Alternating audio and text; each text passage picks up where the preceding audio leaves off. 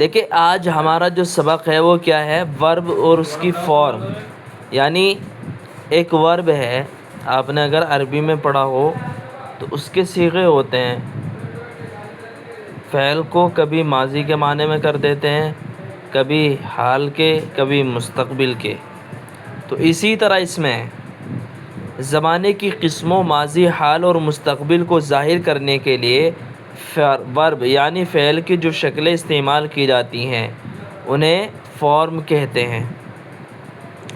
For example first form किसके लिए use होती है? पहली शक्ल प्रेजेंट, दूसरी शक्ल पास्ट, तीसरी शक्ल किसके लिए यूज़ होगी? पास्ट पार्टिसिपल और इस्तिमरारी शक्ल आईएनजी फॉर्म, ये भी हम आपको बताएंगे। सबसे पहले एक वर्ब ले लेते हैं हम। क्या लेते हैं? एक वर्ब, और उसका मीनिंग हम आपको करके दिखाएंगे कि फॉर्म होती क्या है। ठीक है, एक हमारे पास एक वर्ब है आस्क। आस्क मीन्स होता है पूछना। क्या होता है? पूछना। देखिए फर्स्ट फॉर्म में क्या होगा? ही आस्क मी, वो मुझसे पूछता है। ये तो हुआ आपका प्रेजेंट के अंदर। फर्स्ट फॉर्म का जो मीनिंग हुआ किसके अंदर हुआ? किसके अंदर हुआ? प्रेजेंट के अंदर जी। सेकंड फॉर्म हमने आपको बताया था पास्ट के अंदर होगा इसका मीनिंग। ठीक है, जैसे ही आस्क्ड मी, उसने मुझसे पूछा। ठीक है, अब आप इसको देखिए थर्ड फॉर्म। कुछ वर्ब आपके ऐसे होंगे जिनकी थर्ड फॉर्म आती है और कुछ वर्ब ऐसे होंगे आपके जिनकी थर्ड फॉर्म नहीं आती, बल्कि सेकंड फॉर्म ही थर्ड फॉर्म की जगह पर यूज़ होंगी। सेकंड फॉर्म ही क्या होगी? थर्ड फॉर्म की जगह यूज़ होगी। जैसे आप देखें आस्क्ड, कॉल्ड। ठीक है, क्लोज्ड। समझ में आया है?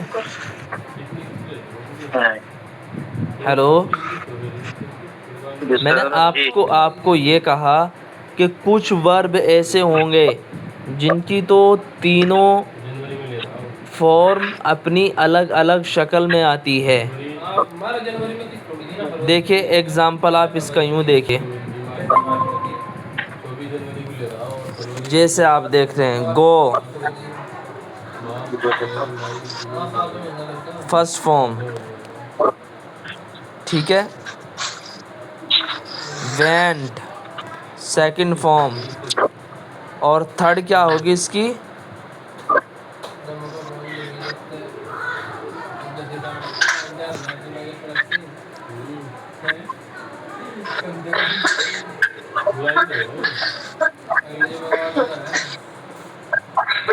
गॉन। क्या होगी? गो, वेंट, गॉन। जैसे आप देखें डू, डिड, और सेकंड फॉर्म थर्ड फॉर्म क्या होगी? ये डन। इनकी शक्लें फॉर्म के एतबार से अलग हैं। फर्स्ट फॉर्म गो, सेकंड फॉर्म वेंट, और थर्ड फॉर्म गॉन। ठीक है, अगर आप इस बुक में देखेंगे यहाँ पर तो इसमें कुछ ऐसे वर्ड हैं यहाँ, जैसे आस्क्ड फर्स्ट फॉर्म में, और सेकंड फॉर्म में देखिए ईडी के साथ, थर्ड फॉर्म में भी ईडी के साथ है। यानी जो सेकंड फॉर्म है वही थर्ड फॉर्म की जगह यूज़ होगी। मैंने आपको मीनिंग भी बताया इसका। अब देखिए आईएनजी फॉर्म।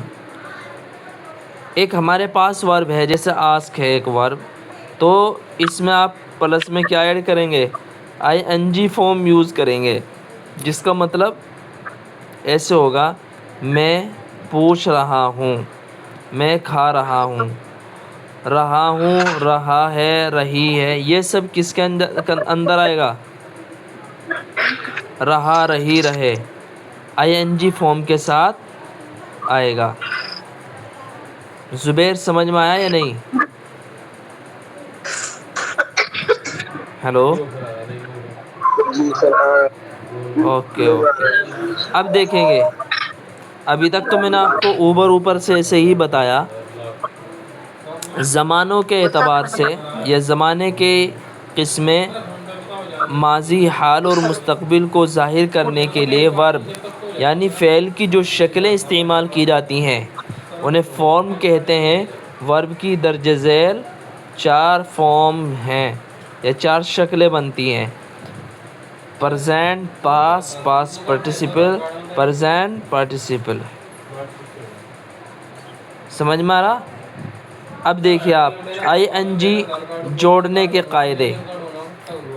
आईएनजी का मैंने आपको बताया, किसी भी वर्ब के आप लास्ट में ले आए, जैसे I am eating the food, मैं खाना खा रहा हूँ, ठीक है।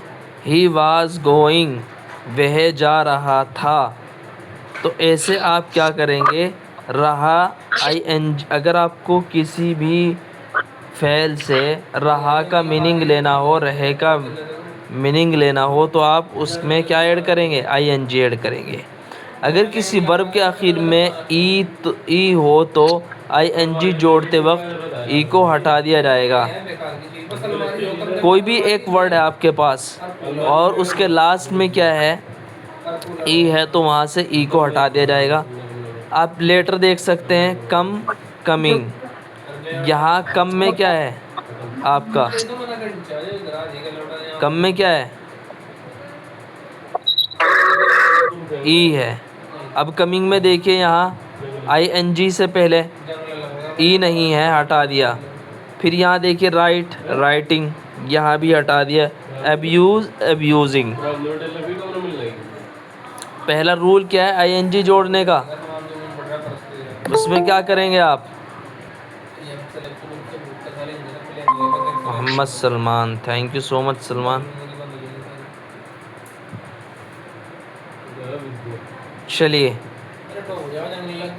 उसके बाद आप देखें किसी वर्ब के आखिर में WRY के अलावा कोई और कॉन्सोनेंट हो तो उससे पहले एक वोवेल हो तो आईएनजी जोड़ते वक्त आखिरी हरूफ 2 बार लिखा जाता है। कैसे? अगर किसी वर्ब के आखिर में क्या हो, वाई हो, आर हो, डब्लू के अलावा कोई और कॉन्सोनेंट हो तो उससे पहले एक वोवेल हो तो आईएनजी जोड़ते वक्त क्या करते हैं? आखिरी हरूफ को 2 बार लिखते हैं। जैसे यहाँ देखिए कट, कट का आखिरी हर्फ या लास्ट लेटर टी है। यहाँ देख सकते हैं, you can see no, cut का लास्ट लेटर क्या है? टी। कट का लास्ट लेटर क्या है? टी। अब आप ये देखिए, इन्होंने ये कहा कि लास्ट लेटर ना तो वाई हो, ना आर हो, ना डब्लू हो, इनके अलावा कोई भी कॉन्सोनेंट हो,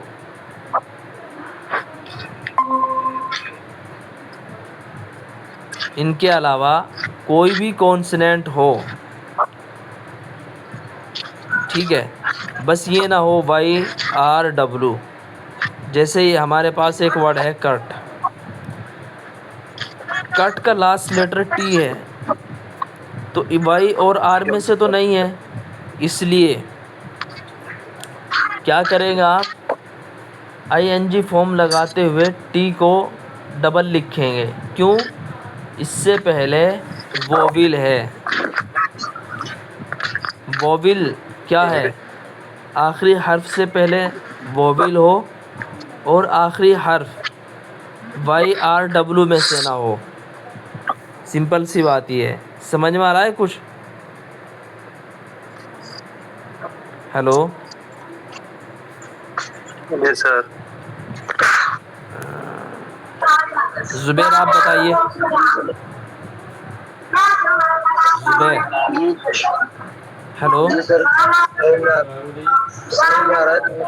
हम ये कह रहे हैं, जैसे एक वर्ब है आपके पास, कट एक वर्ब है, एक वर्ड हुआ, जी इसका लास्ट लेटर क्या है? टी है। बस इन तीनों में से कोई ना हो, ना वाई हो, ना आर हो, ना डब्लू हो।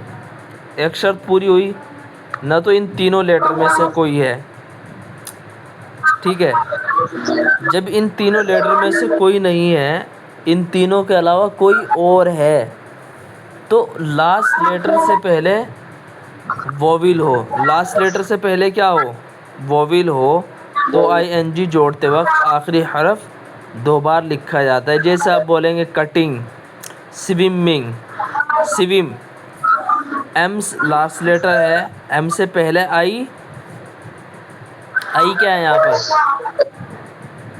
वोविल है। हमसे पहले वो भी है जी। एम से पहले क्या है? एम लास्ट लेटर है, और लास्ट लेटर से पहले नहीं क्या नहीं हो? वोविल हो। और लास्ट जी जी लेटर इन तीनों हरफों में से ना हो, जैसे वाई आर डब्लू। तो लास्ट लेटर को आई एन जी जोड़ते वक्त क्या करेंगे? डबल कर देंगे, जैसे स्विमिंग, स्टॉपिंग।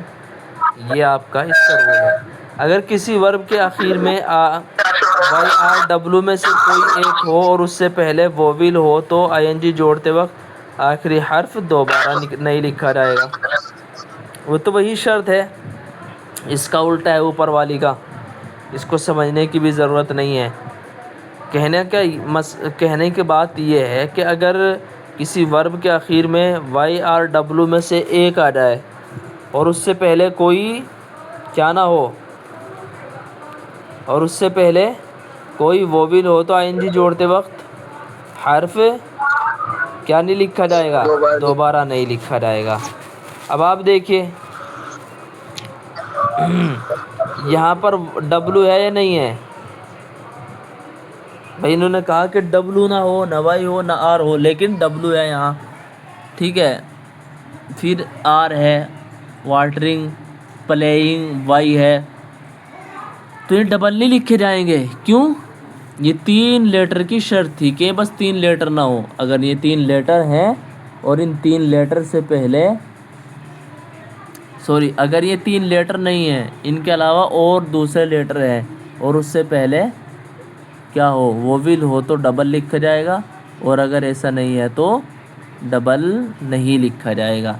अब इसके बाद आप देखिए, अगर किसी वर्ब के आखिर में डबल ई, ओ ई, वाई ई हो, तो उसमें आई एन जी जोड़ते वक्त कोई तब्दीली नहीं की जाती।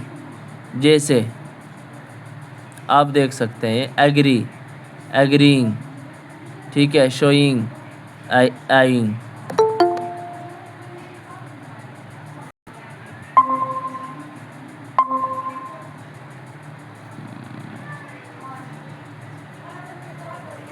अब देखिए आप आगे चलेंगे, एक मिनट इनको ज्वाइन कर लूँ ज़रा। मंजूर आलम, थैंक यू सो मच मंजूर। चलिए, अगर किसी वर्ब के आखिर में सी हो तो उसमें आई एन जी जोड़ते वक्त सी के बाद के बढ़ा दिया जाता है। जैसे आपका क्या है ये,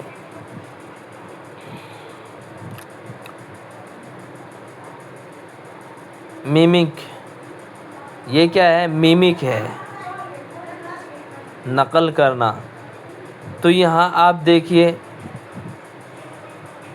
सी के बाद इन्होंने के को जायद किया है, के को क्या किया? जायद किया है, के बढ़ाया है। अगर किसी भी वर्ड का लास्ट लेटर क्या हो? क्या हो? सी हो। इससे पहले एक कायदा छूट गया हमारा, वो देख लीजिए। अगर किसी वर्ब के आखिर में आई ई हो तो उसमें आई एन जी जोड़ते वक्त आई ई को वाई में क्या कर देते हैं? बदल देते हैं। जैसे ले से लाइंग, लाई, डाई से डाइंग। यहाँ पर आई को हटाया और ई को हटाया और उस आई ई की जगह पर वाई लेकर आए, लाइंग, लाई, डाई, डाइंग। अब वही सेम जो हम बता रहे थे अभी, अगर किसी वर्ब के आखिर में सी हो तो उसमें आईएनजी जोड़ते वक्त क्या करेंगे, सी के बाद के बढ़ा देंगे। कोई भी एक वर्ड है आपके पास और उस वर्ड का लास्ट लेटर सी है तो आईएनजी जोड़ते वक्त क्या करेंगे, सी के साथ के भी बढ़ा देंगे। जैसे मिमिक से मिमिकिंग। चलिए, वर्ब की मुख्तलिफ़ शक्लें अल्फाज के रद्द बदल से बनाई जाती हैं। इसके बनाने का कोई कायदा कुल्लिया नहीं है, अलबत्ता दर्ज झेल तरीक़े इख्तियार किए जाते हैं। क्या मुख्तलिफ़ शक्लें अल्फाज की रद्द बदल से बनाए जाते हैं। अब आप देखिए फॉर्म, देखिए ये जो फॉर्म है आपके जल्दी से क्या नहीं होगी, आप ये सोचे कि इसकी क्या होगी, तो ऐसा नहीं हो सकता। आपको डिक्शनरी में देखनी पड़ेगी, फ़ोन पर सर्च करनी पड़ेगी अगर नहीं पता है, ठीक है। उल्टी सीधी आप नहीं रख सकते। आस्क, आस्क्ड, आस्किंग,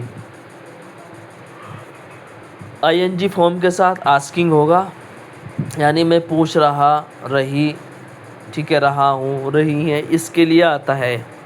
अब आस्क्ड फर्स्ट वाला पुकारा और इसका भी क्या होगा, पुकारा होगा। ये भी दोनों पास्ट के लिए ही है,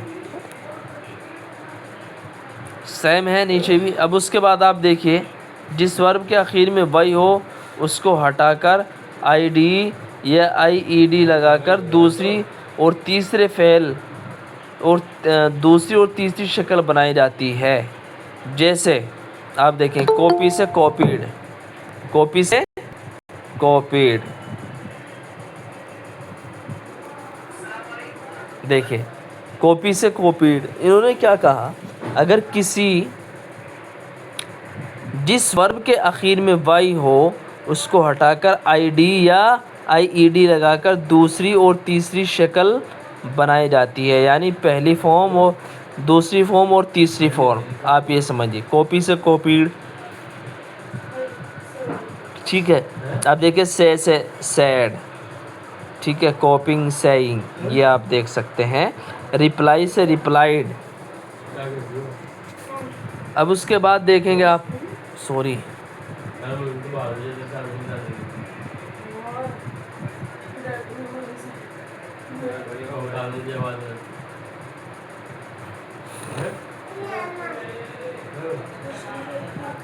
अब इसके बाद कभी किसी वर्ब के आखिर में टी या किसी दूसरे अल्फाज को जोड़कर दूसरे और तीसरी शक्ल बनाई जाती है। किसको, टी या किसी दूसरे अल्फाज को जोड़कर, जैसे band, band, band, banding, bring, brought, brought, bring, ठीक है, बिल्ड, बिल्ट, बिल्ट, बिल्डिंग। ये जो फॉर्म है आपकी, ठीक है, बैंड, बैंड, बैंड, यहाँ आपकी अगर आप कहने लगे कि बैंड की क्या आएगी तो आपको ये इजीली सर्च करेंगे आसानी से और देख लेंगे, ठीक है। ये फ़िक्स होती हैं कुछ चीज़ों, कुछ वर्ड अल्फाज की। अब देखिए कभी कभी वर्ब तीनों फॉर्म में एक ही रहता है, bat, bat, bat, bat, batting, cut, cut, cutting, let, let, letting. मैंने आपको पहले भी बताया था कि अंग्रेज़ी ग्रामर को अगर देखा जाए तो एक तरीक़े से टफ़ है, क्योंकि इसमें बहुत सारे अल्फाज ऐसे हैं जिनके कोई कायदे कुल्लिये नहीं हैं। इस वजह से आपको क्या करना पड़ता है, एडजस्ट करना पड़ता है, या फिर आपको डिक्शनरी देखनी पड़ती है कि इसकी क्या आएगी। हर एक, जैसे अरबी के अंदर 14 सीगे होते हैं, उन 14 सीगों के अकॉर्डिंग ही आपको और सीगे बनाने होते हैं। तो यहाँ ऐसा कुछ भी नहीं है। मैंने आपको पहले भी कल भी बताया था कि आप देखिए cut, cut, cut, first form भी कट, सेकंड फॉर्म भी कट और थर्ड फॉर्म भी कट। जैसे बैट, बैट, बैट, सेम है। अब कभी कभी वर्ब के किसी कायदे के बग़ैर तीनों फॉर्म में अलग हो जाते हैं। ये मैं आपको पहले भी बताया सबक स्टार्ट होने से पहले कि कुछ अल्फाज ऐसे होंगे कि उनकी फ़र्स्ट फॉर्म अलग, सेकंड भी अलग, थर्ड फॉर्म अलग, और कुछ ऐसे हैं कि तीनों फॉर्म एक ही है। अब बताओ कायदा कहाँ से लाएं, इसके लिए कैसे बनाएं, ठीक है। और कुछ ऐसे हैं कि फर्स्ट फॉर्म अलग और सेकंड थर्ड वो दोनों सेम। यह है आपका आज का सबक। इंशाअल्लाह आप इसको मेहनत से पढ़ेंगे। बाकी जो भी आपकी कोई इस तरह की बात होगी वो मैं आपको बता दूंगा। ठीक है, अब हम अपने न्यू स्टूडेंट के लिए दूसरी बुक ओपन करेंगे। ठीक है।